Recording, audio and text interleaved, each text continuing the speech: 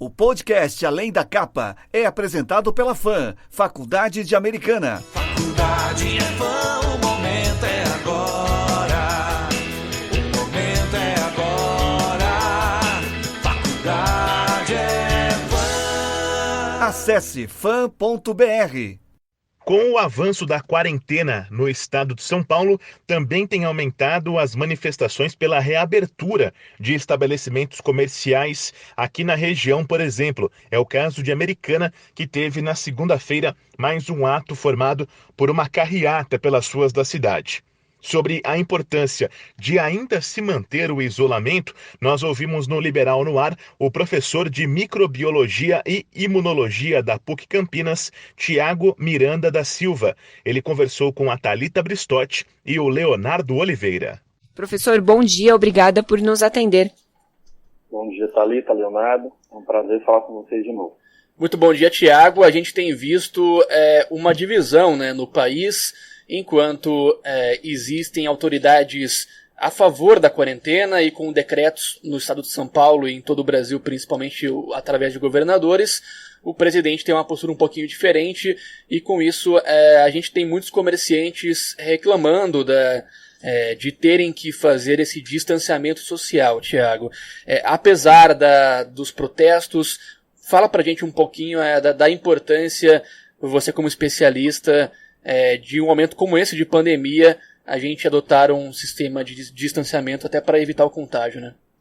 Pois é, então a gente sabe a importância, o impacto que essa pandemia ela vai causar na economia, né? Isso é uma preocupação muito grande, parte disso é por causa da falta da nossa estrutura política, social, de exclusão que resultou na situação que a gente está vivendo hoje. Eu sei que você tem discutido bastante do ponto de vista econômico, então eu vou focar um pouco do ponto de vista epidemiológico, da importância do isolamento social. Por que é importante a gente fazer o isolamento social? Porque esse vírus é um vírus completamente novo e ele é muito infectante, ele é facilmente transmissível. Então, o contato próximo de pessoas, o aperto de mão, o abraço, neste momento, ele facilita a transmissão do vírus. Então, esse isolamento é fundamental para que a gente interrompa a cadeia de transmissão aguda desse vírus. A gente tem ouvido bastante falar daqueles gráficos, né? O gráfico com muita gente entrando no hospital e sobrepondo o sistema de saúde do Brasil, e a gente tem tentado muito de achatar a curva, né? O que significa isso? A gente precisa deixar claro o que significa isso. Isso não significa que a gente vai diminuir o número de casos oficiais. O que a gente vai fazer é com que o número de casos ele seja mais distribuído ao longo do tempo.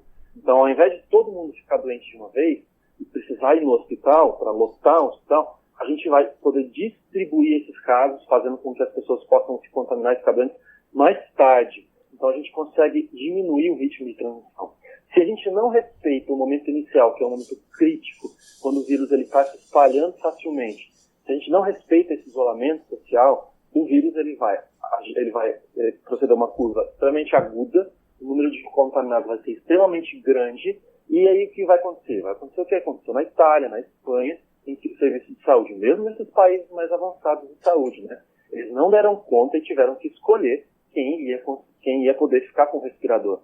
E aí as pessoas que não tinham lugar iam acabar morrendo. Então, e a gente tem que lembrar que o nosso sistema de saúde, apesar dele ser gratuito e universal, ele é ineficiente, ele não é tão avançado. Então, a gente não vai dar conta de ter uma entrada tão grande de pessoas em um curto espaço de tempo.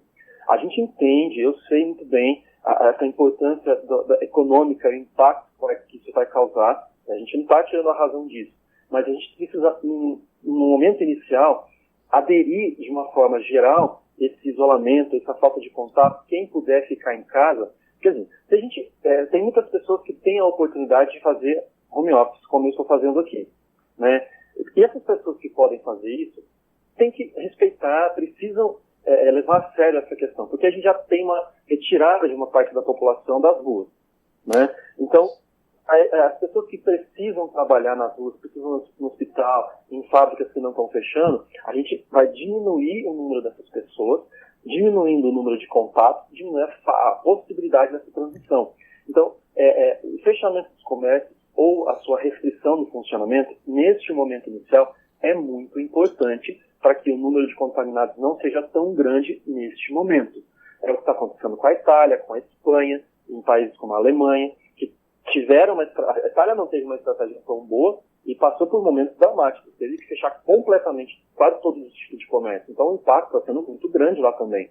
A Alemanha já teve uma atitude diferente, ela se planejou, as pessoas elas tiveram consciência disso, elas ficaram em casa sempre que possível, deixando só as pessoas que precisam mesmo ir para a rua e, de fato, quando a gente vê essa questão da carreata, nos preocupa muito porque até mesmo essa questão da pandemia está sendo politizada. A gente tem que lembrar o seguinte, o coronavírus, ele não escolhe de esquerda, ele não escolhe pessoas de direita, ele não escolhe ninguém, ele pega todo mundo. Então, no momento desse, politizar essa questão do coronavírus é algo muito sério e muito perigoso. A gente tem que seguir o que as recomendações dos órgãos de saúde, dos órgãos internacionais e nacionais. Quando a gente tem pessoas com forte influência, como o presidente, que usam do seu poder para fazer alguns comportamentos que a gente não considera corretos, a gente tem que lembrar que isso tem um impacto. Então, é importante que todos, independente da sua posição política, respeitem esse momento inicial de isolamento, porque isso vai ser importante. É o que eu costumo falar, né, gente? Será que a gente vai ter que esperar acontecer um caso grave ou morte na nossa família para a gente ter a consciência da importância do isolamento social?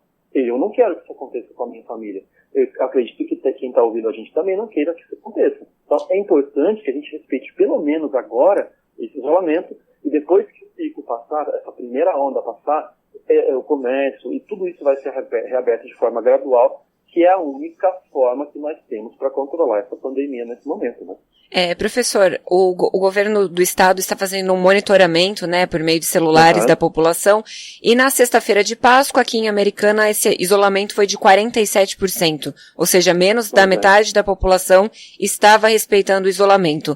O senhor acredita que os primeiros 15 dias de quarentena no estado, eu acredito que até foi um pouco mais controlado, as pessoas de fato respeitaram, mas depois que o governador prorrogou por mais 15 dias, pelo menos o que a gente percebe é que houve um relaxamento na quarentena. O senhor também vê isso, que isso de fato está acontecendo, e de que forma isso vai ser prejudicial lá na frente, aqui no estado de São Paulo? Bom, quando a gente tem um isolamento menor do que 70%, isso não sou eu que estou afirmando, são todos os órgãos de saúde de pesquisas mundiais, você tem uma chance do vírus ele ter um aumento de casos muito dramático, né? A gente tem outros exemplos aí, 51% de confinamento em Limeira, no fim de semana, em outras regiões mais ao norte do país você teve um confinamento menor ainda. Então, isso facilita o contato com as pessoas, que a gente não imagina, porque mesmo quando você está na rua, está próximo de uma pessoa e você acha que está em segurança a 1 metro daquela pessoa, e você pode não estar. Um espirro, ele pode espalhar os aerosóis, as gotículas, por um espaço muito maior do que esse. Então a gente está se arriscando. Então a gente tem que deixar claro assim, se a pessoa tem a oportunidade de ficar em casa, fica. Mas se ela precisar sair, é importante que ela use a máscara para ela se proteger e caso ela seja assintomática, ela proteja outras pessoas também. Grande parte das pessoas, elas são assintomáticas. Se a gente não respeitar essa quarentena, esse isolamento próximo de 70%, não vai adiantar. Você vai ter muita gente exposta, você vai ter muita gente doente assintomática e que não vai ter sintoma, mas ela vai trazer para sua casa e contaminar todas as pessoas da casa que estão respeitando, inclusive as pessoas suscetíveis, como os idosos. Então, é importante que a gente mantenha esse percentual de isolamento, porque senão o vírus vai ter uma ascendente grave e nós vamos ver aqui nas próximas semanas o sistema de saúde travando, que é o que todo mundo tem. É que a gente não está... As pessoas entendem que em outros países, como Espanha e Itália, eles estão em quarentena há 6 semanas. E isso é obrigatório. Você só pode sair da rua com uma autorização expressa, que uma autoridade vai pegar você e vai perguntar para onde você está indo. Isso não é uma ditadura, isso é uma política pública de prevenção. é importante que a gente se conscientize e respeite essa quarentena, né? Senão a gente vai pagar o preço mais tarde. E justamente sobre essa questão de uma quarentena muito mais rígida, na semana passada o governador falou até mesmo de usar a polícia militar para repreender as pessoas que estão na rua, e ontem ele já mudou um pouco mais esse discurso. Você acha que nesse momento seria necessário fazer essa quarentena rígida, utilizar a PM para evitar que as pessoas estejam na rua? Eu acho que a polícia militar pode ser usada para um momento de conscientização. Né? Eu acho que nada que seja muito forçado no Brasil funciona muito bem, vai causar revolta. Eu tenho um exemplo muito interessante que eu conto para as pessoas, que aconteceu no Brasil, no início do século passado. O Brasil vivia assolado pela varíola, né? E o Oswaldo Cruz, ele instituiu a vacinação compulsória das pessoas. Então as pessoas eram obrigadas a vacinar, porque para prevenção, porque as pessoas elas não iam se vacinar. E quando as pessoas foram forçadas a ser vacinadas, os boatos de que as pessoas iriam ter doenças e acontecer terror com elas se revoltaram e fizeram uma quebradeira geral. Eu realmente não acho que nada forçado vai funcionar. O mais importante é promover a conscientização da população. Creio que nesse momento inicial a polícia pode ser usada para conscientizar, para alertar, até porque eles estão dispostos, então eles têm a noção do perigo. A gente tem que colocar na cabeça das pessoas o perigo que esse coronavírus representa, mas ele pode não causar mal a mim, mas eu posso transmitir para pessoas que eu amo, para pessoas da minha família, que podem ter sintomas graves. Então, resumindo, eu acho que a polícia pode ser usada sim, mas para um momento de conscientização. A gente precisa conscientizar as pessoas. A gente não acredita muito no perigo até que ele chega na gente. Então, eu não gostaria que eu e os ouvintes, nós tenhamos que experimentar esse tipo de experiência para realmente ter a consciência. A gente tem a oportunidade de se prevenir. Se a gente pode se prevenir respeitando o isolamento, por que a gente não cumpre? A gente sabe dos custos que isso tem, os impactos que isso tem, mas a gente tem que pensar no coletivo. Eu acho que a palavra que a gente precisa usar mais do que nunca é a empatia. Eu posso não ficar doente, mas eu posso transmitir para outras pessoas e essas pessoas podem ter sintomas graves. Então tem que pensar no próximo nesse momento. Se isso for ampliado, se isso for generalizado, não vai nem precisar de polícia, automaticamente vai respeitar. Então eu acho que isso se a gente usar a polícia como uma forma de conscientização, pode ter um impacto positivo sim, mas nada muito na força, porque isso não vai resolver, pode até piorar a situação, né? Professor, um dos grandes problemas para a gente, até da mídia, é conscientizar em meio a uma sociedade de desinformação, muitas vezes, né? Sim. Então tem muita gente que compra um discurso pronto de grupo de WhatsApp, que está a favor de um grupo político e replica isso como verdade. Então a gente tem ouvido muitas situações como essa, por exemplo. Sim. Tem tanto caso de dengue aí, vocês não falam como vocês falam do coronavírus. Então, para a gente tirar essa dúvida com um especialista, por que é diferente o coronavírus da preocupação que a gente tem com ele, da preocupação com a dengue, com o HIV? Olha, a gente tem que lembrar o seguinte, o fato de um problema estar existindo não desmerece o outro. Então, a gente já conhece a dengue há muito tempo e a gente já sabe o que tem que fazer para prevenir. Então, não é desculpa você querer comparar a dengue com o coronavírus. Todo mundo sabe como se prevenir. Esse tipo de comparação é completamente inválido, já que a gente já sabe o que deve ser feito. A gente tem a noção de que é importante limpar o terreno, não deixar água acumulada, e isso acontece por negligência, né? A palavra da dengue é negligência. Com relação ao coronavírus, não adianta a gente, com a gripe, né, o H1N1, a gente não pode fazer comparativo também, porque eu também recebi no meu WhatsApp os comparativos assim, me questionando sobre isso.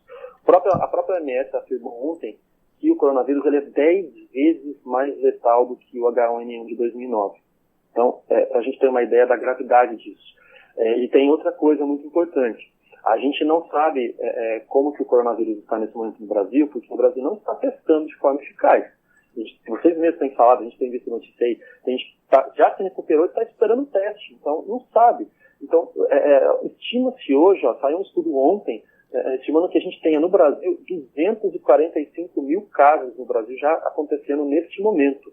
Então, a taxa de detecção ela vai ser, na verdade, 8% do que é. A gente tem 22 mil casos confirmados, mas estima-se que a gente já tenha 250 mil pessoas contaminadas. Só no estado de São Paulo são quase 140 mil. Então, isso nos dá uma ideia de que esse vírus ele está sendo subestimado. fazer comparativos com outras doenças, inclusive com doenças respiratórias como H1N1, é errado. Não adianta a gente tentar fazer comparação, porque nós estamos vivendo uma situação agora. A situação agora é um vírus completamente novo, que encontra uma população totalmente suscetível. Todo mundo do planeta é suscetível, todas as pessoas estão suscetíveis a se contaminar. Não significa que todo mundo vai ficar doente, mas todo mundo tem o potencial de se infectar. Então, já que esse vírus é 10 vezes mais letal do que o vírus da gripe, e a gente tem um potencial de 3%, 2% de morte, 1% que seja, 1% de uma população de, supondo aí, se a gente tivesse 6 bilhões de infectados, seriam 60 milhões de pessoas mortas. A gente consegue imaginar uma coisa dessa? Não dá para imaginar. Então a gente tem que ter essa noção. O Brasil está subnotificado, mas o que a gente está vendo agora é, na verdade, a ponta de um iceberg, e fazer qualquer comparativo com outra doença é errado e irresponsável. Nós estamos vivendo a situação agora, e o que nós temos que fazer? Promover o isolamento social, fazer o uso de máscaras quando sair na rua, fazer a lavagem de mãos, evitar o contato com as pessoas próximas. Isso pode ser eficaz para a gente não permitir que isso aconteça. A gente tem a ideia de que outras doenças acontecem, outras doenças levam à morte, nós já sabemos como preveni-las, mas nós estamos vivendo uma situação nova. O que nós podemos fazer para prevenir isso? Cumprindo essas orientações. Não vamos fazer. Professor, justamente, levando em consideração esse estudo que foi divulgado ontem, então, pela PUC do Rio de Janeiro, que mostra que o Brasil tem até 12 vezes mais casos do que está sendo noticiado. Ontem, a estatística em São Paulo mostrava quase 9 mil casos confirmados de coronavírus no estado. Com esses números, é possível traçar em que cenário a gente vai estar daqui 2, 3 semanas, se de fato esse pico da doença que todo mundo fica falando que ele vai chegar, ele de fato deve chegar daqui 1 semana, 2 semanas, o senhor consegue já traçar um cenário aqui no estado? Olha, traçar cenários com um cenário de subnotificação, ou seja, quando muitas pessoas não têm notificação de fato confirmada, é muito difícil, tá? Qualquer projeção de quando o Estado e o país vai atingir o pico, vamos considerar no Estado de São Paulo, nossa região, né? É muito difícil, porque mesmo aí, aqui a gente tem uma subnotificação muito grande. Considerando essa, a gente chama de primeira onda, que é essa primeira leva de contaminação, é muito difícil a gente fazer a projeção, porque justamente a gente não sabe quantas pessoas de fato estão doentes, e se isso vai acontecer. Então, diante desse cenário, qualquer estratégia de afrouxamento das regras é perigoso e pode levar a consequências graves, até porque a gente não sabe como ela está de fato. Se esse pico vai acontecer no final de abril, no meio de maio, a gente não sabe. O próprio ministro da Saúde, Mandetta, afirmou que a gente vai ter um pico no Brasil, no modo geral, em torno de junho, ou no final de maio, no início de junho. São Paulo, que entrou num caso ascendente mais cedo, pode entrar um pouco antes. Mas a gente está dando tiro no escuro, a gente não sabe o que realmente está acontecendo. Não acho realmente que é um momento muito plausível de se afrouxar essas regras de isolamento. Nós temos que manter a prevenção, nós temos que manter o isolamento sempre que possível e, caso seja necessário, se proteger na rua, fazendo uso de máscaras, lavando as mãos, passando álcool gel, evitando contato. Se isso vai se prolongar por muito tempo, é impossível dizer. A gente vai ter que ver essa primeira fase, o que vai ser. Mas neste momento que a gente está vivendo agora, é importante que todo mundo que nos ouve, que pode passar essa informação para os outros, respeite o isolamento, independente da sua posição política, porque nós podemos ter consequências sérias depois. Nós estamos num momento agora de alto número de infecções, uma possibilidade muito grande de se infectar, se a gente não tomar os devidos cuidados, e a gente vai poder estender esse pico e a situação pode se deteriorar rapidamente nas próximas semanas.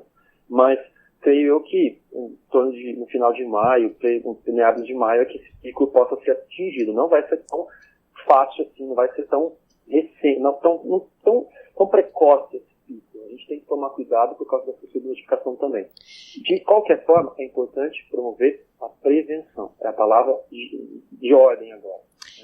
Professora, um pouco mais cedo aqui no programa Liberal no Ar, a gente ouviu o prefeito de Sumaré, que está em isolamento social, justamente porque ele teve contato com uma pessoa que possivelmente está infectada, e ele falou sobre o afrouxamento da quarentena na cidade, se, por exemplo, levando em consideração a taxa de ocupação dos leitos, se está em 50%, a gente consegue abrir um pouquinho mais, se a taxa está em 90%, aí a gente fecha tudo. Enfim, como que o senhor avalia o pós-pandemia? Em que momento a gente vai poder voltar à vida ao normal? Porque o senhor tem reforçado aqui a importância do isolamento neste momento, mas em que momento a gente vai poder voltar a ter uma vida um pouco mais normal? Seria quando de fato a gente conseguir testar toda a população? Em que momento que o senhor enxerga que a gente vai poder de fato afrouxar a quarentena? Bom, é muito difícil. Eu vi a entrevista anterior, né, do especialista comentando que a gente tem esse costume de contato, de abraço, isso é muito importante. A gente tem que lembrar o seguinte, apesar de todo o cenário, isso vai acontecer, a gente vai poder abraçar, a gente vai poder cumprimentar as pessoas, nós somos pessoas dependentes de contato, de carinho, isso vai acontecer. Agora, para que a gente possa, de fato, soltar políticas seguras de liberação de comércio, de voltar à atividade normal, vai depender justamente do que você falou. A gente tem que fazer a testagem geral da população. Infelizmente, pelo menos neste momento, nós no Brasil não temos essa capacidade. A gente não está testando nem de fato os doentes. Muitos doentes graves não estão sendo testados. Qualquer modificação e afrouxamento nas leis de quarentena agora pode levar a consequências muito sérias. É muito difícil a gente poder estabelecer uma estratégia sem que a gente tenha uma ideia melhor do que está acontecendo de fato. Quando a gente atingir esse primeiro pico e os casos começarem a baixar por conta do respeito da quarentena, aí sim isso vai poder ser feito. Eu não posso estabelecer uma data porque eu não tenho acesso a tantos estudos profundos e eu não sou político para poder estabelecer isso. Mas a gente só vai poder ter uma segurança de quando a gente vai poder fazer uma liberação gradual desse comércio quando a gente ter essa estabilização do número de casos. E isso no Brasil ainda nem aconteceu. A gente tem a ideia de outros países que demorou mais de um mês para isso acontecer. Agora é que a Itália está começando a pensar em afrouxar as leis de comércio. E eles entraram numa situação crítica no início do mês passado. Então, quase um mês e meio depois. Eu não posso estabelecer uma data, porque isso pode parecer até um pouco irresponsável, mas o que eu posso afirmar é que isso vai depender muito da nossa capacidade da identificação de doença na população. Fazer aquela testagem em massa vai facilitar com que isso aconteça, mas vai depender da nossa estrutura de saúde. Estabelecer uma data é complicado, porque a gente justamente não tem essa capacidade. Mas é natural que o curso da doença atinja um pico aí em torno de 1 a 2 meses no máximo, e a gente já está vivendo isso, então vai ser um pouco menos do que esse tempo. Até lá, a gente precisa pedir paciência da população. Se a gente libera agora, vai acontecer a contaminação generalizada, vai ter uma situação extremamente grave acontecendo. O governo tem que ter políticas que permitam testagens. O próprio diretor da Organização Mundial da Saúde diz: teste, teste, teste. Só assim que a gente vai ter uma ideia da população infectada, que adquiriu imunidade depois de se curar, e aí a gente vai poder ter uma segurança de liberar essas pessoas e impedir com essas pessoas imunizadas na rua, impedir que o vírus circule e seja trazido para outras pessoas. Quanto tempo vai durar isso?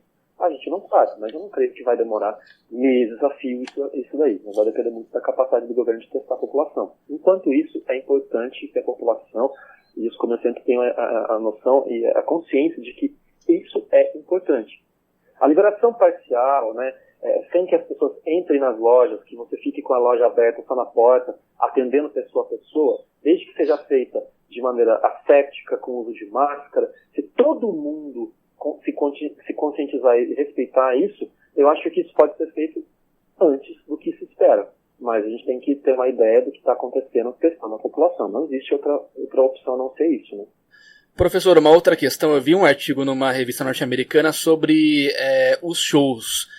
Nesse artigo, um especialista dizia que o mais prudente seria que, pelo menos o que ele enxergava, era que grandes aglomerações em shows importantes, em festivais de grande porte, voltariam a acontecer somente lá para agosto, setembro de 2021.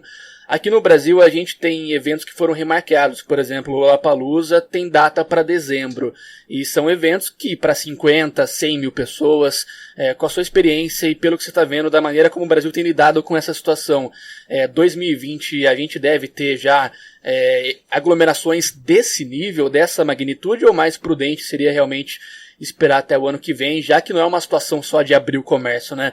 É de você colocar pessoas, 100 mil pessoas, 200 mil, muito próximas, numa distância que pra gente hoje não é segura, né? Hoje isso é impensável, né? A gente tem um exemplo clássico que foi demonstrado pela ciência, o jogo da Liga dos Campeões entre Atalanta e Valência lá na Itália, que foi no fim de fevereiro, na cidade de Milão, que muitas pessoas da cidade de Bérgamo foram para lá assistir o jogo e se contaminaram dentro do estádio. 70 mil pessoas dentro do estádio, muitas se contaminaram, levaram a cidade de Bérgamo na Itália à beira do colapso total. Então, nesse momento de início de pandemia, realmente é impensável. Quando a gente pensa em eventos a partir de novembro, dezembro, foi o que eu disse, vai depender muito da capacidade do governo de ter uma ideia do nível, da quantidade de pessoas infectadas.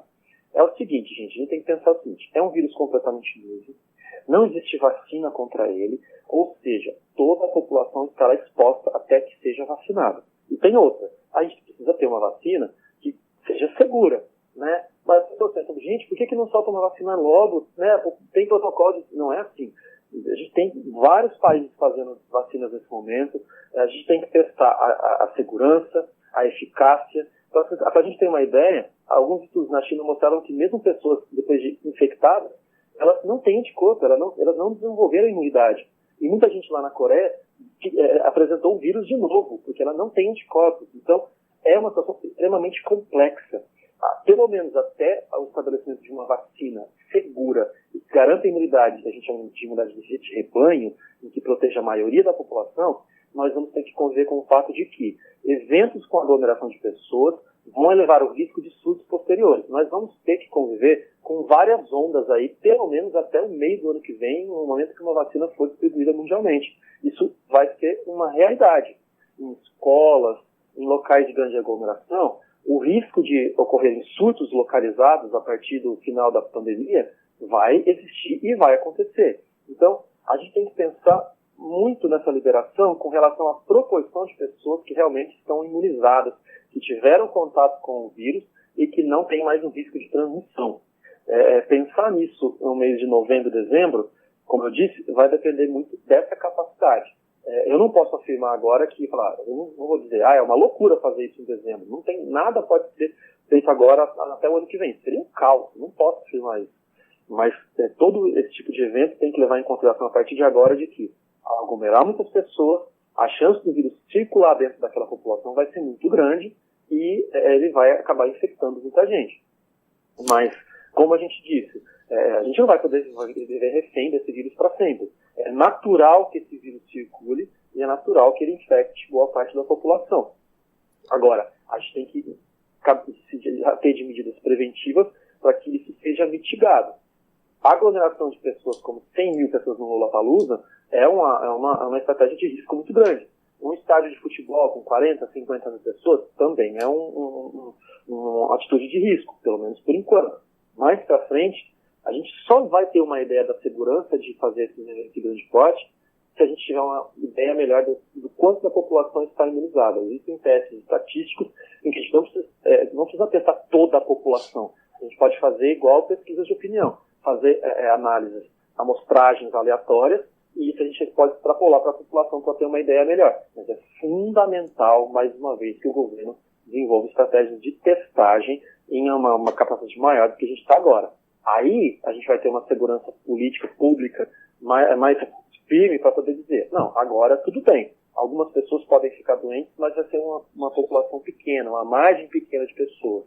Até que a gente desenvolva uma vacina contra esse coronavírus e vacine em massa a população, a gente vai ter que conviver com essa realidade, né? Evitar contato, a não ser que você teste e saiba que você está imunizado. E ainda assim a gente não pode garantir que você está livre do risco de se contaminar de novo, né? Então é uma situação muito complicada. Mas isso vai depender do curso natural da doença, como isso vai acontecer nos próximos meses. E aí sim eu vejo viabilidade de soltar esses shows em grande escala, desde que nós tenhamos uma ideia segura da proporção de brasileiros infectados.